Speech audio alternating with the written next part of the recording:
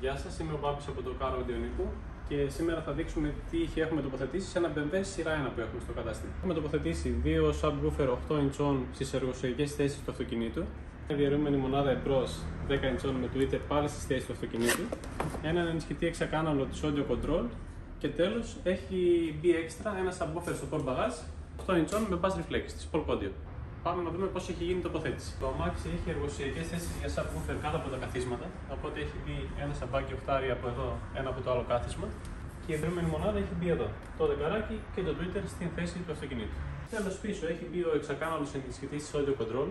Αυτός οδηγεί τώρα χώρια μπροστά τη διαιρούμενη μονάδα, με άλλο κανάλι, με τα άλλα δύο κανάλια οδηγεί τα subwoofer και με τα άλλα δύο οδηγεί και ένα subwoofer στο port bagage έξτρα 8 inch με bass reflex.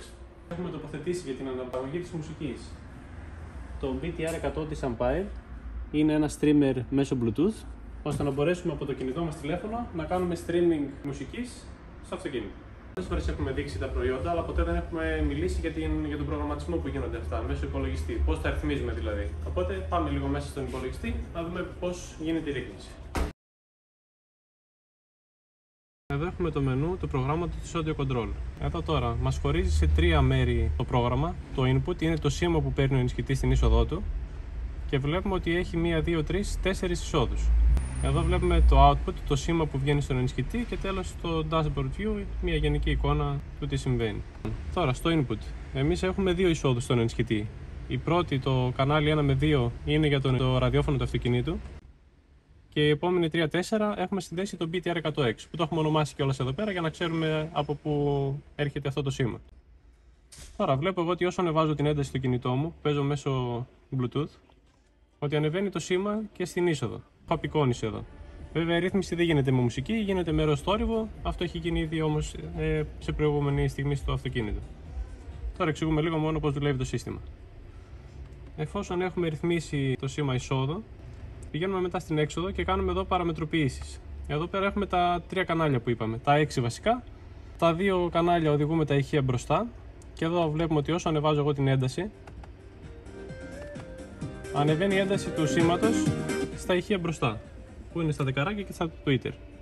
Έχει ρυθμίσει εδώ για τα crossover να ρυθμίσουμε. Μπορούμε να παίξουμε με τις συχνότητες που θέλουμε να δώσουμε ενίσχυση, που να κόψουμε το σήμα κτλ. Που έχει γίνει και αυτό σε άλλη στιγμή. Το χαμηλώνω αυτό το κανάλι. Πάμε στα άλλα δύο κανάλια που είναι τα εργοσιακά subwoofer. Εδώ θα δω ότι όσο ανεβάζω το level, ακούμε το μπάσο, το οποίο έρχεται κάτω από τα καθίσματα, τα σαμπάκια. Το χαμηλώνω γι' αυτό. Επίσης έχουμε τα ίδια φίλτρα εδώ πέρα να παίξουμε με οκτάβες κτλ. Και τα άλλα δύο κανάλια έχουν οδηγήσει το subwoofer το extra της Polk Audio. Οπότε βλέπω ότι όσο ανεβάζω εδώ το level, ακούμε μπάσο, το οποίο έρχεται από το port bagage, από το πίσω το sub. Έτσι μπορούμε και κάνουμε τη ρύθμιση μεμονωμένα. Δηλαδή σε κάθε κανάλι πρώτα ρυθμίζουμε τα ηχεία, μετά τα sub τα κάτω, μετά τα πίσω.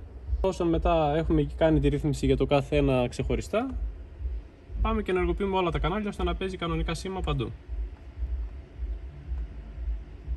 Ακούγοντας μουσική εκτός σύνδεσης και χωρίς ρυθμίσεις. Τώρα τα κάνω λίγο στα γρήγορα. Οπότε μέσα αυτού του προγράμματος κάνουμε τις ρυθμίσεις. Επειδή πολλές φορές μας έχετε ρωτήσει γιατί το αμάξι θέλει τοποθέτηση παράδειγμα τόσες ώρες και θέλει πάλι 1-2 ώρες ρύθμιση. Επειδή μέσω αυτού του προγράμματος πρέπει να κάνουμε όλες αυτές τις ρυθμίσεις, χρησιμοποιούμε και μικρόφωνο με analyzer για να τα πετύχουμε όλα αυτά. Οπότε αυτό είναι που μας τρώει αρκετό χρόνο στο τέλος, αλλά αυτό είναι που κάνει και τη διαφορά. Γιατί αν δεν γίνει σωστή ρύθμιση, ό,τι ηχεία και να βάλουμε όσο καλά και να είναι, ποτέ δεν θα αποδώσει σωστά στο αμάξι.